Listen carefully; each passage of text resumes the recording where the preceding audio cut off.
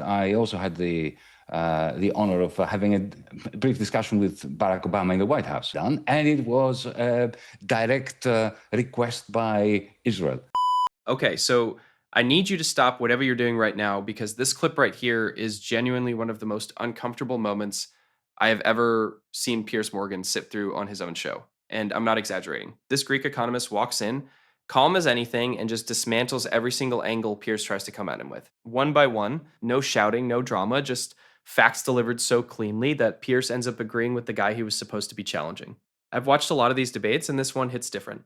Can we agree that the death of Ayatollah Khamenei is a good thing for the people of Iran and the world? No, actually, I don't. Given that it was a result of an assassination from the air by Israel and by the United States.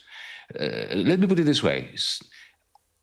Take it from the perspective of people in Iran who were opposing the Ayatollah, who were opposing the regime, who were protesting for years, since, remember, 2018, even before that, the brutality that was practiced, especially against women.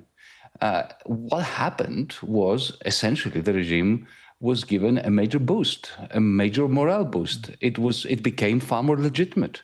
Because, Piers, you and I have different backgrounds in the sense that I grew up in a very right-wing dictatorship. My father was abducted in the middle of the night by the secret police. My mother's brother was court-martialed. People I know were tortured. Back then, we hated the regime in Athens in the 1960s, 70s. But I tell you that if any foreign power, the Soviet Union, Britain, whoever, if they bombed us and killed the person we loathed, who happened to be ruling the land at the time, we would have felt just awfully conflicted. Firstly, because we would be upset that the government, which we opposed, was given the legitimacy that goes hand in hand with any government that is being taken out by a foreign leader unlawfully. And secondly, because, the supporters of the regime, and they were supporters of the regime when I was growing up, felt justified, morally justified to suppress us. So, no, I don't think it, it's really interesting, Yanis, you say that, because I was mentioning last week on the show that I had a guy in a local cafe I go to in London who was Kosovan, and he had it was his cafe, and he had a couple of Iranians came in who are not supporters of the regime, but mirrored almost exactly what you've just said, that the moment that their leader was taken out, that the country was attacked, that American and Israeli bombs rained down all over Iran, that they found themselves instinctively wanting to rally behind their country. And he said he remembered the same phenomenon happening in Kosovo with Milosevic, that obviously not everyone, there were a lot of people that hated him before, during and after his life, but there were certainly a constituent of Kosovans who were very anti-Milosevic, but once NATO attacked, they found themselves rallying behind the country and therefore the leader as well, which I think it's really playing to what you've just articulated. Right, so let's just talk about what actually just happened here, because it's kind of insane. Piers opens with what is basically a trick question, framed in a way where any normal guest would either sound like they support violence or sound like they're defending a brutal regime. Classic setup. But Varoufakis doesn't even blink. He just says no, flat out. And then instead of getting into a back and forth argument, he makes it personal. He doesn't talk in theory or politics. He talks about his own family, his father dragged away in the middle of the night by secret police, his uncle thrown into a military court, people he actually knew being tortured. This man is not reading from a textbook. He lived it. And that's exactly why his argument lands so hard.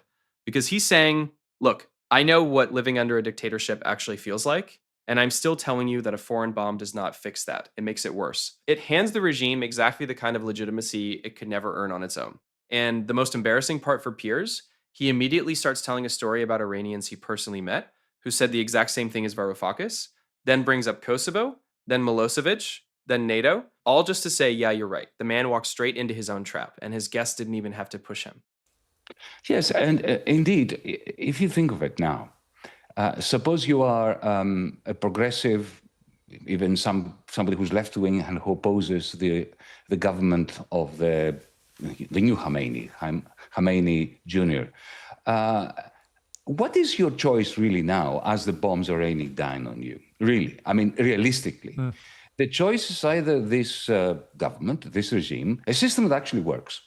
Not very well, but it works. I mean, it's not Libya. It's not Syria. It's not a failed state. And Libya or Syria. You know, the alternative now is not some functioning liberal Western democracy or some kind of socialist paradise, which is, you know, my side of politics would have liked. It's a choice between a functioning government and Iran, which is torn apart, like Iraq was after the George W. Bush invasion. So, you know, let's cut to the chase. An illegal war that is brought by a foreign power, which, by the way, has absolutely no moral authority to talk about democracy in Iran, because it was in 1953 that the CIA and the United States overthrew the only functioning liberal democracy that Iran ever knew. So if you take into consideration, firstly, who it is that is supposedly bringing democracy by bombing the place into smithereens, and secondly, what we just discussed, the answer to your question is no, it wasn't a good thing. The second question people say is it important, do you think, that a theocratic fundamentalist Iran isn't allowed to have a nuclear weapon for the sake of the region and the world? Well, look, I am a very fierce opponent of nuclear weapons. I was, you know, back in the time when I lived in Britain, I was a paid-up member of CND. So I'm never going to support anyone's right to own or to develop a nuclear weapon. But we live in a world where, you know, the West is so complicit and so duplicitous. On the one hand, you have Israel that has violated every nuclear proliferation or anti-proliferation treaty there is. Nobody's talking about the nuclear weapons that Israel has. Well, they don't even admit having them, do they? Indeed. So they've broken every rule and regulation. Nobody's talking about it. Now, Piers, I don't think that Iran wants to develop a nuclear weapon. I mean, the previous Khamenei, the elder, the late Khamenei, I should say, took out a fatwa. I believe it was genuine. My understanding of what the Iranian government wants is they want to maintain their sovereign right to enrich uranium so that, if needs be, they can have a bomb. But they don't want to have a bomb because they've seen what happened. But isn't that a large leap of faith, though, in a regime which, I mean, at best, this is a regime, it may well be a functioning regime, but it's unbelievably repressive to its own people. I think it's undeniable that it has funded and provided arms to Hezbollah, to the Houthis, to Hamas over the last 2 decades more. You know, this is a very unpleasant regime which has promoted terrorism around the world and terrorized its own people. I mean, let's not get too ahead of ourselves, surely, in sort of saying, well, actually, they're not that bad, so therefore we should trust them about the enriched uranium, which they're enriching at quite a rate. We should trust them about other areas of how they go about their business. Should we? Well, let me answer in 2 points. With 2 points. The first one is you should never trust anyone, especially when it comes to nuclear weapons. You should trust and verify. But I remember the short stint I had in government, I also had the honor of having a brief discussion with Barack Obama in the White House. And this was in April 2015. I wanted to talk to him about Greece's debt disaster and our awful economic crisis. He didn't want to talk to me about that. He wanted to talk to me about how proud he was of his deal with Iran and with the European Union. Because that deal, you will recall, included extremely arduous verification processes. All the Iranian facilities would have been open for inspection by international inspectors. There would be cameras, there would be sensors, there would be everything that is necessary in order to trust and verify. So that's the first part of the question. Ironically, isn't it terribly ironic that if you think about it, the best that Donald Trump can get now is something like that agreement that Obama had already struck with the Iranians and the Europeans, and the Germans were really very, very gung-ho about it, including Angela Merkel, the chancellor at the time. and which then Donald Trump, the moment he was elected, not because he had any strong opinions about this, he just wanted to bring down anything that Obama had done, and it was a direct request by Israel. But the second thing I want to say, allow me, I need to say that Iran is the only country that has not invaded any of its neighbors. It was invaded brutally by Iraq. That invasion saw 600,000 people die in Iran. Chemical weapons were used with the acknowledgement of support or, turning a blind eye of the West. The Houthis, the Hamas, the Hezbollah, partisans, guerrillas, call them terrorists, call them whatever you want. I don't call them terrorists. That Iran did support, where they are, how shall I put it? They are movements that sprang out of many years of mishandling of the Middle East, let's put it very mildly, by the West. I mean, Hezbollah would never have happened. It would never have existed if Israel had not brutally invaded Lebanon in 1982. And then the Iranians supported them and funded them. Now, do you consider Hezbollah to be terrorists? Well, if you come from the Israeli side, yes. If you come from the Shiite population of South Lebanon, you consider them to be a lifeline. So, let's be nuanced. Now, this is where Piers tries to switch lanes completely and move on to the nuclear question, thinking this is safer ground. And on the surface, it sounds reasonable. Should a regime like this really be trusted anywhere near nuclear weapons? Most people watching would nod along to that. But watch what Varoufakis does. He doesn't defend nuclear weapons at all. He's actually completely against them.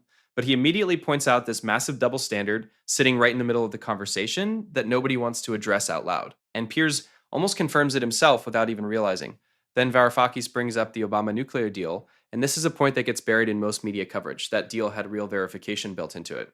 Actual inspections, real monitoring, cameras, sensors, everything needed to keep things in check, and it was working until it wasn't. And the reason it collapsed had nothing to do with Iran walking away from it. Varoufakis doesn't say any of this aggressively. He doesn't need to. The timeline does the talking for him. And Piers is just sitting there with nowhere to go. But when you say, okay, but Yanis, when you say that Hamas are not terrorists, I mean, what we all witnessed on October the 7th was 3,000 people charging over a border and committing heinous acts of terror against any civilians they could get their hands on, and some military, but predominantly civilians. They were kidnapping babies, they kidnapped Holocaust survivors, they slaughtered young people at a music festival, they were bombing, setting fire to things, and so on. This is surely the most blatant act of terrorism imaginable. Why would you not categorize Hamas, at the very least post-October 7th, as terrorists? I consider those to be hideous and heinous war crimes. And there's no two way about that. But why not terrorism? Well, because you see, I have a problem with terrorism because, the IRA used to be terrorist until we had the Good Friday Agreement. And then they became partners in peace. Nelson Mandela was admonished as a terrorist when I lived in England. Margaret Thatcher, I remember calling him a terrorist. And then he became one of the greatest statesmen in the world. So I have a problem with the word terror because you see the whole point about the hideousness of human endeavors when it comes to defeating one another is to terrorize one another. So I do believe in international law. International law is very clear. What happened, what you described, were war crimes. And this last part is honestly the most thought-provoking exchange in the whole video. And I want to be really clear here. Nobody in this breakdown is excusing what happened on October 7th. Varoufakis himself calls those acts hideous war crimes. No hesitation, no softening. He's not defending anything. But then he raises a question that actually makes you stop and think. What does the word terrorist actually mean and who gets to decide it? He brings up the IRA, who were officially labeled terrorists until the Good Friday Agreement made them partners in peace. He brings up Nelson Mandela, who Margaret Thatcher personally called a terrorist before he became one of the most respected statesmen in modern history. His point isn't that violence is acceptable. His point is that the label gets applied selectively depending on who's doing the labeling and what they needed to mean at that moment. And that's a conversation that serious legal scholars and historians have been having for decades. It just rarely survives on mainstream television without someone trying to shut it down immediately. This time it did. And watching Piers try to navigate it in real time is genuinely something else.